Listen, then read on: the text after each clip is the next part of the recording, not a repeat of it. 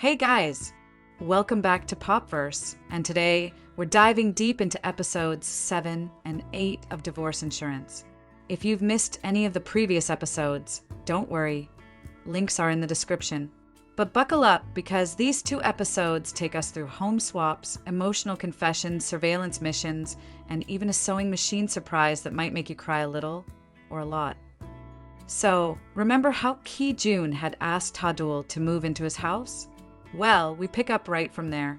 Kijun wants them to exchange houses. She should stay at his place while he moves into hers. Why? Because Ha-Deul's house is full of memories of her late husband, and Kijun thinks she needs a fresh start in a space that doesn't haunt her. At first, she's hesitant, but when he says, just for a month, she reluctantly agrees.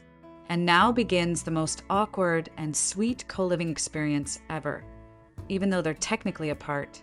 At Ha-Deul's house, Kijun settles in but finds the fridge nearly empty. Meanwhile, Ha-Deul notices how stocked his fridge is and feels a bit overwhelmed. She goes to sleep but realizes she forgot a pillow at her place. So, she shows up at Kijun's with a pillow in hand. Kijun can't sleep either and ends up stepping out for a walk, where he bumps into Ha-Deul again. They share a brief but electric moment, the elevator almost closing, the closeness, the will they won't they tension. Kijun tells her to head back and bring anything else she needs. Ha-Deul does just that, and when she returns, Kijun watches her go with this unreadable expression. He hesitates to re-enter, thinking he might make her uncomfortable. Later that night, he's staring at a bunch of watches at home, choosing one thoughtfully. But just then, Ha-Deul walks in on him and thinks he's a thief. She literally attacks him before realizing it's just Kijun. They end up hugging, an intimate moment that neither expected. He leaves with a goodbye, but it's clear something has shifted. Back in their own spaces, they text into the night, checking in, sharing little bits of life like two people slowly, sweetly falling. Morning hits with a noisy alarm. Ha-Deul can't shut it off, so guess who shows up? Kijun, of course. He tells her to get ready while he waits outside. They head to the office together, and surprise, Narayan sees them and immediately suspects something's up. Are you dating? She asks. They awkwardly deny it.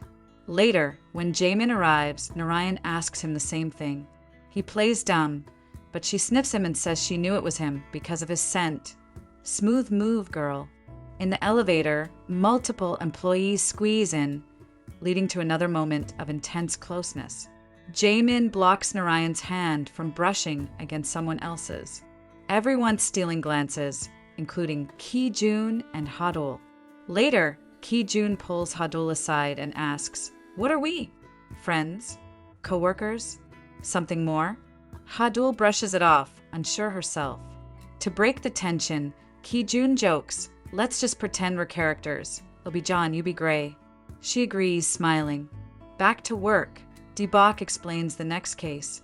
The policyholder is Soni, and she's already filed for divorce from her husband, Young. In court, Soni calmly tells her husband that she wants to live her life freely and that he should too. She even offers to cook for him one last time before saying goodbye. Their colleagues wonder, why is she still caring for him if she wants a divorce? Debak reveals that Chang-ai is the one who told her about the divorce insurance, but he claims he didn't really know what he was doing.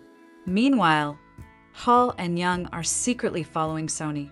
Debak pretends to be sick and meets Young at a clinic.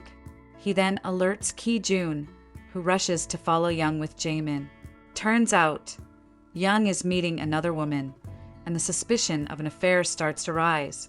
Kijun and Jamin observe them from afar, while Debak, Ha-Deul, and the others discuss strategy. If Young is having an affair, Soni may lose insurance benefits, but Ha-Deul protests. That's wrong, she says. She'll suffer because of this. Kijun insists they must finish their project no matter what. Their mission continues. Meanwhile, Jamin buys a teddy bear and places it on a new chair at home, sending Narayan a photo. She replies with a wine glass pic. These two are flirting big time. Later, Kijun visits Ha-Deul, apologizing for everything that went down at the office. He nearly kisses her, but backs off when she gets a message from her mom, inviting her to a family gathering. In the elevator, Kijun bumps into Narayan. She wants to talk, but he dodges her.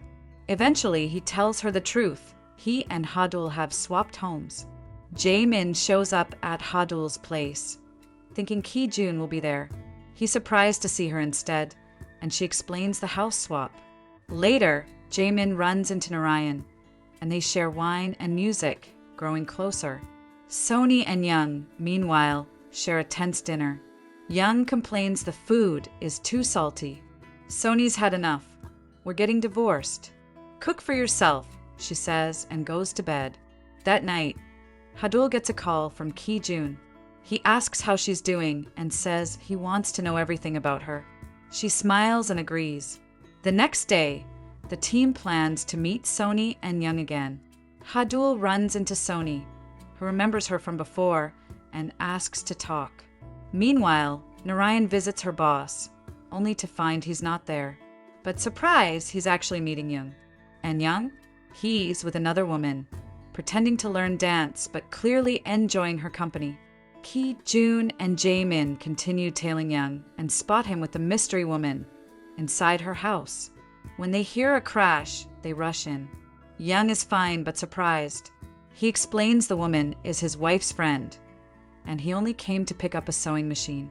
Meanwhile, Soni tells Ha-Deul the truth. She's suffering from dementia. She doesn't want to become a burden to her husband, so she filed for divorce. She plans to give him all the insurance money. She just wants him to be happy. Young, on the other hand, also explains to the team that he's doing everything for Soni. He came for the machine because it brings her comfort. He wants to give her the insurance benefit. The team realizes Soni no longer wants a divorce.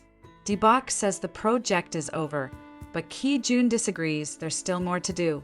In a touching scene, Soni brings the team home.